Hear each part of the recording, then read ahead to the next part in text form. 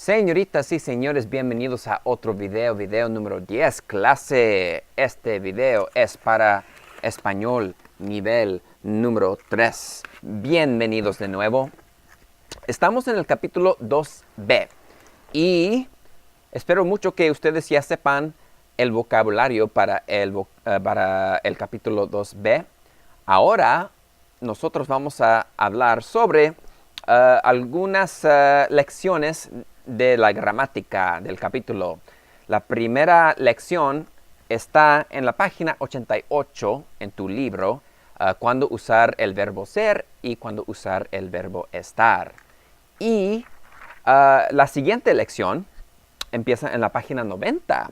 Son los verbos con distinto sentido en el pretérito y en el imperfecto. A veces tienes un verbo que significa una cosa en el pretérito, pero otras veces tienes el verbo que tiene otro sentido diferente en el imperfecto. I hope you got all that, because that's exactly how things are going to go from now on, ladies and gentlemen.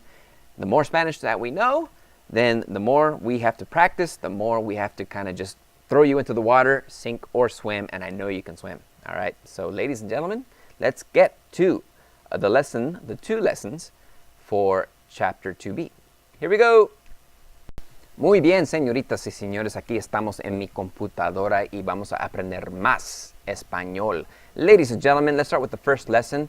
The difference between ser and estar, and when to use one or the other, and what it means in one sense and what it means in the other sense. So this screen right over here, and feel free to pause this if you want on your YouTube video, will give you a general overview of the verb ser. In the present tense, everybody knows by now that it's an irregular verb. So, yo soy, tú eres, usted, él, ella es, nosotros or nosotras somos, ustedes, ellos, ellas son. That's the present tense. And of course, please be sure that you know the preterite tense. Please be sure that you know the imperfect tense. We've covered all of those, all right? Let's go back to a screenshot of the book, because the book actually does a very good job of breaking down when to use ser. And this information, by the way, in your libro can be found on página 88, page 88 in your textbook. So let's take a look at the verb ser. Use ser to describe permanent characteristics of objects and people. So if you say something like this, esa canción es muy original. Notice that the verb ser is used. Es is the conjugation right here. And that's pointing something out in the song.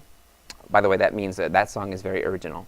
And it's pointing out that the song is a very original song, and it doesn't really change. I mean, that's the way people know it. Okay, it doesn't have any fluctuating temporary characteristic. It's a more permanent characteristic. Me, for example, I'm a happy guy. So I would say something like this. Yo soy contento. I'm a happy guy, okay? Or yo soy amable. I'm a friendly guy. Those are characteristics. That's just kind of like the person that I am. That's more permanent, all right? Now, if I'd said something a bit more temporary, then I would use the verb estar, but we'll get to that a bit later on. Okay, the next item, it says here, to indicate origin, nationality, or profession. So here's an example in the libro. Mi tía es escritora. Es de Madrid. As you could see, this means my auntie, she is a writer and she is from Madrid. And these, again, are more permanent characteristics that explain her origin, what she does as a living. And so you would use the verb ser. To indicate when and where something takes place, here's an example. El concierto es el viernes. Es en el teatro. So if something is kind of set in stone already when something's coming up, then that's when you would use the verb ser. To indicate possession. So if you want to point out something that belongs to someone, la guitarra es de Elisa. All right? It belongs to her. That's her guitar. And that's when you would use the verb ser most cases. Let's go back to the PowerPoints. And let's take a look at the verb estar. Again, we're dealing with a verb that doesn't really follow the conjugation rules for a normal, regular verb, especially in the yo form. The verb estar in the present tense, yo estoy, tú estás, usted, él, ella está, nosotros estamos, ustedes, ellos, ellas están. So that's what it is in the present tense. Again, make sure that you know what it is in the preterite and imperfect tense. So here's a nice little overview. Again, if you want to hit the pause button so that you know when to use the verb estar. Let's go back to the libro and let's analyze the verb estar. It says, use estar to describe temporary characteristics, emotional states, or conditions. Here's an example. El teatro está cerrado a esta hora. The theater is closed at this hour. That's a temporary characteristic. It will open eventually, but right now it's closed. Okay? Los actores están muy nerviosos. The actors, they're very nervous. Again, a temporary characteristic. Their nerves will go away eventually. All right? To indicate location. El conjunto está en el escenario. The band is on stage. All right? And then finally, it says here to form the progressive tense. So if you're performing an action that's still happening, that's called the progressive tense, and we'll get to that eventually in this Spanish Level 3, Spanish 3 Honors. El bailarín está interpretando a Cabral. All right, so this dancer is interpreting a dance from the artist Cabral. And did I just say Cabral? Cabral, that's how you say it in Español.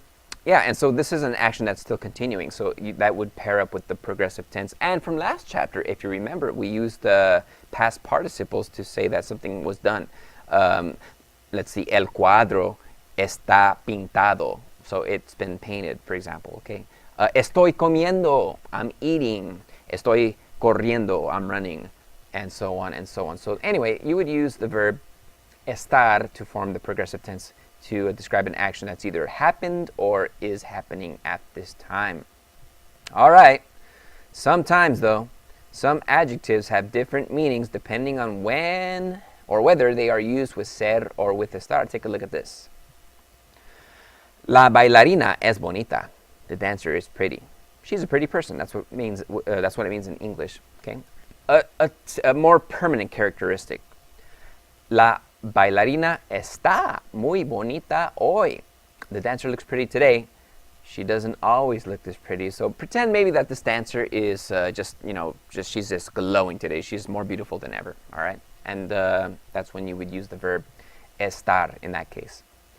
El cómico es aburrido. He's boring.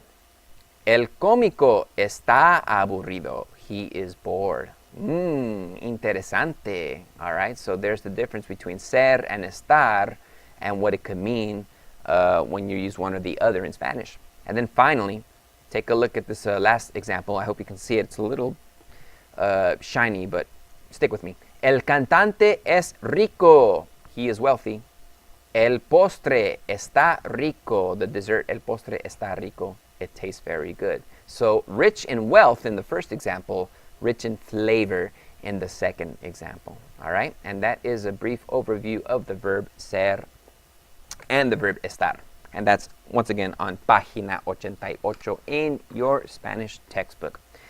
All right, moving right along to the second part, ladies and gentlemen. We're going to see if we can analyze the verbs that have a certain meaning in the preterite tense and a certain meaning in the imperfect tense, all right? Some imperfect and preterite verbs have different meanings depending on their use. So when do you use the one or the other? Well, you're going to have to depend a lot on context clues so you can determine the meaning and when to use one or the other. So a few Spanish verbs have different meanings in the imperfect tense and in the preterite tense. Take a look at page 90, page 90. In fact, let's take a look at it together. Let's do it right now. A few Spanish verbs. Okay, I already went ahead and I said that. Let's take a look at some infinitives and their meanings in both the imperfect tense or the preterite tense. Take a look at saber. to know. That's what that means. But in the imperfect tense, it asks if you knew something. So, for example, here's a sentence in Español. ¿Sabías? Did you know? Que el concierto empezaba tarde. Did you know that the concert is going to start late? Or it started late, I should say. So then, if you use saber in the preterite tense, look at that. Now the meaning is different. It means that you found something out or that you learned something. So to answer that original question, did you know that the concert started late?